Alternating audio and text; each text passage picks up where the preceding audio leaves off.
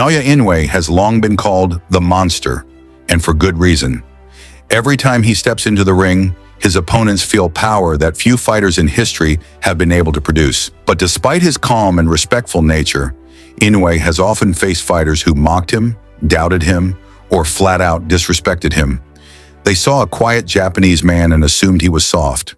They thought his polite personality meant weakness. What they learned, usually within a few minutes, was that Naoya Inoue punishes arrogance in the most brutal way possible. Back in 2018, a tall British boxer joked about not even knowing how to pronounce Inoue's name. He laughed in interviews, saying he didn't know who this Inoue guy was.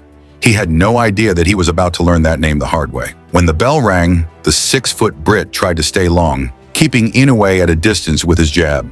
But the Japanese champion needed only seconds to read his rhythm. He stepped inside the jab, fired a clean right hand through the guard, and immediately took control. The Brit's eyes changed. He realized this wasn't a regional fighter from Japan. This was a destroyer wearing gloves. Inoue's speed, accuracy, and timing began to overwhelm him. Each punch sounded like a bat hitting a heavy bag. The crowd gasped with every connection. Soon the Brit was backed into the ropes, eating uppercuts and left hooks that bent his knees. The referee counted once, then twice. By the end of the second round, the fight was done. The same man who couldn't pronounce Inoue's name had now been introduced to him in the most painful way possible. Not long after, Naoya made his American TV debut against an outspoken fighter from Cleveland. The American mocked Inoue's resume, claiming he'd only fought small guys in Japan and wasn't tested. He bragged that he'd exposed the so-called monster. When the fight started, Inoue came out calm and methodical, jabbing and cutting off the ring. His footwork was light, his stance solid. Within a minute, the crowd could already see the difference in class. The first big right hand from Inoue landed with a thud that echoed through the arena. Then came a crunching left hook to the body that made the American gasp. Still, he tried to show toughness, trading shots and smiling through the pain. But Inoue kept pressing, mixing head and body work in perfect rhythm. By the third round, the American's defense was falling apart. Inoue's combinations flowed like machine gun fire. Jab, right hand, left hook, right to the body. Every shot snapped the head back or folded the ribs. In round 5, Inoue ended the show. A thudding left to the ribs dropped the Cleveland native to his knees. He got up once, only to be battered again with more body shots that left him breathless. His corner saw enough and threw in the towel. The crowd cheered wildly. They had just witnessed a real monster at work. Then came one of the most personal fights of Inoue's career, his bout with Emmanuel Rodriguez. Rodriguez was known for having an iron chin, and his team carried the same arrogance. Before the fight, Rodriguez's trainer even shoved Inoue's father, Shingo, during a media event. Inoue said nothing. He simply stared, arms crossed, calm but clearly furious. The moment the bell rang, that silent anger turned into precision violence. Rodriguez started strong, pushing forward and landing a few good shots. For a brief moment, he believed he could handle the Japanese fighter's power. That illusion ended fast. Inoue adjusted, found his timing, and began dropping short left hooks between Rodriguez's punches. The first hook landed cleanly, sending Rodriguez to the canvas for the first time in his entire career. He stood up, shaking his head, pretending to be fine. But Inoue was already walking forward, ready to finish it. Seconds later, another left hook crushed into Rodriguez's ribs. The sound was sickening. The Puerto Rican fell again, gasping for air, eyes wide in disbelief. Inoue didn't even need to follow up. The referee waved it off. Less than 5 minutes had passed. Inoue had not only defended his title, but avenged the disrespect to his father. Each win made him stronger and more dangerous. By 2023, Inoue had conquered the bantamweight division and moved up 4 pounds to face the undefeated American champion, Stephen Fulton, for the WBC and WBO super bantamweight titles. Many analysts said Fulton was too big, too slick, too experienced. Some even implied Inoue's reputation came only because he fought in Asia. Fulton himself said the hype was exaggerated, that he'd faced plenty of guys like him. Those words didn't age well. Fight night in Tokyo was electric. The crowd was buzzing, and both men were ranked among the top 10 pound-for-pound fighters in the world. From the opening round, Inoue's focus was frightening. He moved like a coiled spring, bouncing in and out, jabbing to the head and body.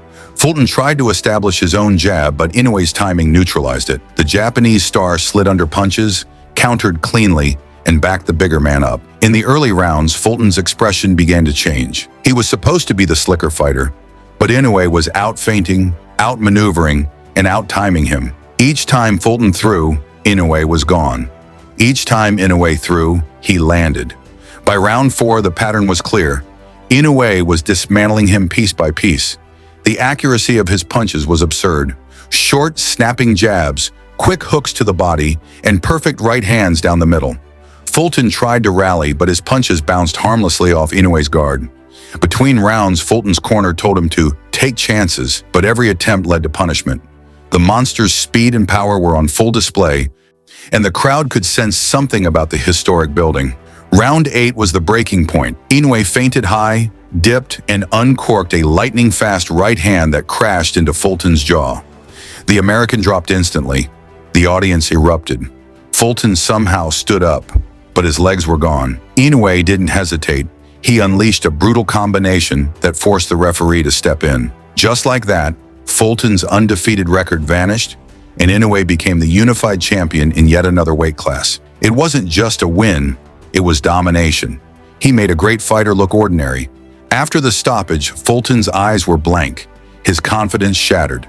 Inoue bowed respectfully, never bragging, but his performance said everything. The monster had just destroyed one of America's best. A year later, in May 2024, Inoue defended his undisputed crown against Nery, a Mexican fighter despised by Japanese fans. Nery had previously been caught cheating with banned substances and had twice failed to make weight. To make things worse, he'd knocked out 2 Japanese fighters in the past, making this fight personal for Inoue's countrymen.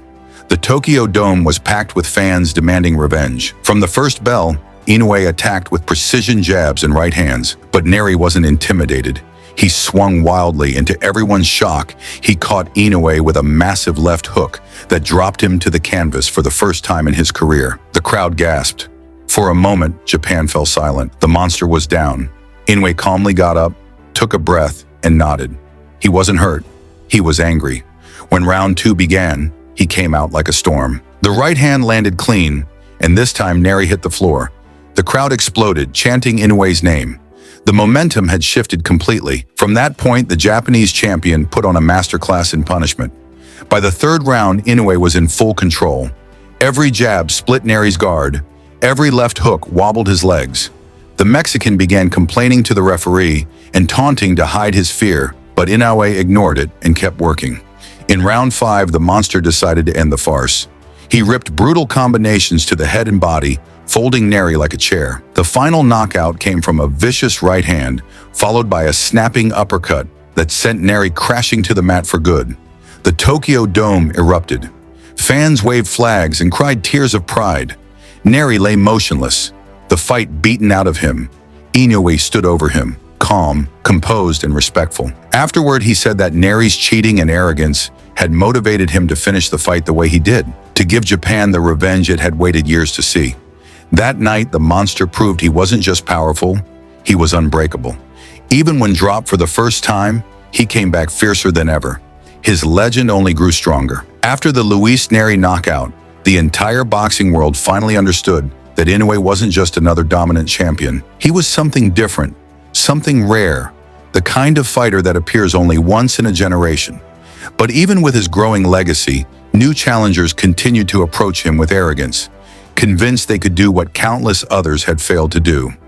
One of those challengers was a tough, confident Filipino fighter who claimed that Inoue hadn't faced anyone with his level of power. He said Japanese fighters were too respectful and that he would walk through Inoue's punches like nothing. His bold predictions were everywhere online, spreading quickly among fans. But on fight night, that confidence evaporated. The moment Inoue's first jab landed, the Filipino's eyes widened. That jab wasn't soft. It felt like a steel rod smashing into his face. Inoue didn't rush or chase. He simply broke the distance, landed clean shots, and shut down every attempt at offense. Every time the Filipino tried to attack, Inoue slipped, countered, and forced him backward. By the 2nd round, the fight was one-way traffic. Inoue's hooks to the body landed with heavy thumps that echoed around the arena. The Filipino winced each time, trying to hide his pain. But Inoue's precision made the damage impossible to conceal. Then a clean right hand sent him stumbling, A follow-up combination forced the referee to step in as he wobbled near the ropes. The man who promised to walk through Inoue's punches couldn't even stand up straight by the end. But like always, Inoue never yelled, never celebrated wildly, never mocked his opponent. He simply bowed and returned to his corner, showing respect even to someone who had spent weeks disrespecting him. That was the frightening contrast about Naoya Inoue. The calmer he looked, the more brutal the ending usually was. As his dominance continued, talk of him being the greatest Japanese boxer of all time began to grow louder. But Inoue himself stayed humble, never claiming greatness. He always said he just wanted to show good boxing. His actions, however, painted a different picture. He wasn't just winning, he was destroying world-level champions with shocking ease. Even in training footage, it was clear that he operated at a different speed. Sparring partners described his punches as heavier than anyone's, despite him fighting at some of the lowest weight classes in the sport. One sparring partner even said that getting hit by Inoue felt like being struck with a hammer. That power, combined with his discipline, made him terrifying. His opponents trained for months, but the moment they stepped inside the ring with him, they felt a pressure they had never experienced. It was the pressure of knowing that one mistake could end the fight instantly. Then came a matchup with a fighter from Thailand who had been undefeated for several years and carried a reputation for iron toughness. He boasted before the fight that Inoue's power wouldn't bother him, and that he would meet the monster punch for punch. But when the bell rang, he didn't come forward. Instead, he found himself forced backward by Inoue's timing. Every jab bruised his face a little more. Every right hand sent him stumbling. Inoue never swung wildly. Every punch had purpose. Midway through the fight, Inoue saw an opening and fired a perfectly timed left hook that landed flush. The Thai fighter dropped instantly, legs twitching as he tried to stand. He got up once, but Inoue ended things moments later with another explosive combination. The knockout was terrifying, but it was the cold precision behind it that left the boxing world stunned. As Inoue unified yet another division, talk of him being the pound-for-pound #1 fighter grew stronger, but critics still doubted him. They said he needed to beat bigger men, taller men, fighters with reach and strength advantages. They said the weight classes above would be too much for him. They questioned whether his power would carry up. They insisted that once he fought someone with longer arms and world-level experience, the monster would finally be exposed. Then came Fulton, and Inoue destroyed that argument completely. After that, there were no more excuses. But as always, doubters don't disappear. They just find new targets. After beating Fulton and Nery, people claimed he still needed to beat more Mexican pressure fighters, more American slick boxers, more former champions who had size on him.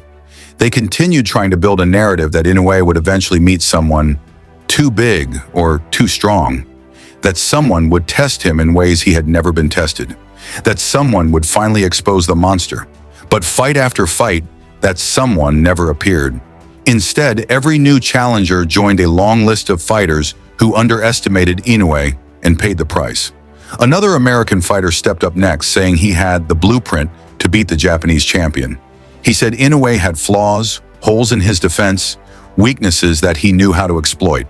He talked confidently, telling fans that he had the perfect plan. On fight night, he came out using lots of footwork, trying to keep distance. But Inoue's ring IQ shut his plan down instantly. Naoya stepped forward, cut off the ring, and used feints to freeze him. The American fought hard, trying to land counter shots, but Inoue's reflexes made him miss by inches. One of Inoue's jabs snapped his head back so violently that sweat flew into the front row. Slowly, the American's confidence disappeared. He began retreating, circling desperately, but Inoue followed relentlessly. In the 5th round, a sharp left hook landed, and the American collapsed. He tried to stand, but his legs were shaking uncontrollably. The referee counted. The fight was over. Inoue bowed, arms by his sides, while the American stumbled around the ring, shocked at how quickly things fell apart. What made Inoue terrifying wasn't just power or speed, it was his complete control. He fought like a man solving a puzzle while the person across from him fought for survival. His facial expression almost never changed. His calmness was unsettling. Even in the middle of violent exchanges, he looked as if he were thinking carefully, calculating each step and punch like a surgeon. It's what made other fighters nervous before fighting him. They weren't just fighting a puncher. They were fighting a genius with knockout-level power. Another example came when he faced a young, hungry fighter from South America who claimed he had the heart and chin to withstand anything. He said Inoue's aura didn't matter because he wasn't afraid. During the weigh-in, he tried to stare Inoue down, waiting for a reaction. But Inoue didn't blink or move. He simply looked at him with calm, steady eyes. For the South American, that moment was the beginning of the end. When the fight began, he rushed forward aggressively, trying to overwhelm Inoue with pressure. Instead, he walked directly into a perfectly timed counter right hand. His legs buckled. Inoue stepped back, reset, and fired another combination. Jab, right hand, left hook. The South American backed up fast, suddenly cautious. The pressure strategy was gone, replaced by panic. After a few more exchanges, a brutal left hook to the body sent him crashing to the mat, unable to breathe. The fight was stopped, and Inoue's legend grew even more. As Naoya moved deeper into his career, older legends began praising him openly. Fighters who once questioned him now bowed to his greatness. Analysts who once said he needed to prove himself now admitted he might be the greatest small-weight fighter ever. But even with universal respect and global fame, Inoue never changed. He trained the same way, kept the same calm expression, and never trash-talked his opponents. His humility was real, and that made his destruction inside the ring even more shocking. How could someone so polite hit with such vicious power? How could someone so quiet bring such loud endings? His fan base exploded. People traveled from all around the world just to watch him fight. His knockouts began trending globally, and clips of his body shots hitting slow-motion replays went viral. Even fighters in higher weight classes admitted that they were grateful he didn't weigh what they did. "If Inoue was my size, we'd all be in trouble," one champion joked. Another fighter said, "He hits like a truck, and he's not even in my division." The respect became universal, but with great success came new challenges. More champions wanted to fight him, hoping to steal his spotlight. One particularly loud European fighter claimed he had no fear of the monster. He said Inoue was too small and that real power existed only in the higher divisions. He talked constantly, posting videos and mocking Inoue's previous opponents. Fans grew irritated with the disrespect. When fight night arrived, the European fighter charged forward aggressively, thinking size alone would save him. Inoue remained calm, sliding his feet, measuring distance. The first big right hand that Inoue landed made the European stumble. His legs stiffened. His face changed. Suddenly, the size difference didn't matter. Inoue closed in, ripped a body shot, and followed with a clean left hook. The bigger man crashed down hard. When he rose, Inoue ended the fight with a combination so fast that the cameras barely caught all the punches. Commentators screamed in disbelief. The bigger man lay on his back staring at the ceiling, unable to understand what had happened. That knockout led to another wave of respect from fans and fighters. They finally accepted that being bigger didn't mean being better. Not against Naoya Inoue. His speed, precision, timing, discipline, and power were too much for anyone near his weight. His resume began to look like a graveyard of former champions, undefeated fighters, and loudmouth challengers who underestimated him. Each fight was another reminder that arrogance against Inoue came with a heavy price. By now, every fighter facing Inoue showed quiet respect. But even then, some couldn't help themselves. One final example came from a challenger who had trained for months and felt his moment had come. He said Inoue was too comfortable and that he planned to shock the world. Even though he wasn't openly disrespectful, he still believed he'd found something others had missed. He believed he could take advantage of Inoue's predictable rhythm. But when the fight began, he quickly learned that Inoue's rhythm wasn't predictable. It was layered, constantly shifting, evolving each round. Inoue adapted immediately to the challenger's style. He cut angles, slipped punches, and fired counters from every direction. Midway through the fight, a right uppercut landed so cleanly the challenger froze for a second before falling backward. Inoue stepped away as the referee counted. The fight ended, and the challenger sat on his stool afterward with his head down, shaking it in disbelief. He said later in an interview that Inoue's timing was inhuman and that his power was unexplainable. By the end of this long journey, Naoya Inoue had destroyed every rat who disrespected him, not with trash talk, not with drama, but with pure skill and devastating power. He proved again and again that arrogance has no place in front of him. Those who mocked him, doubted him, or tried to bully him always learned the same brutal lesson. Never mistake respect for weakness, and never underestimate a quiet man who has the power to end your night with a single punch. And for Naoya Inoue, the destruction wasn't personal. It was simply his way. Calm outside the ring, monster inside it.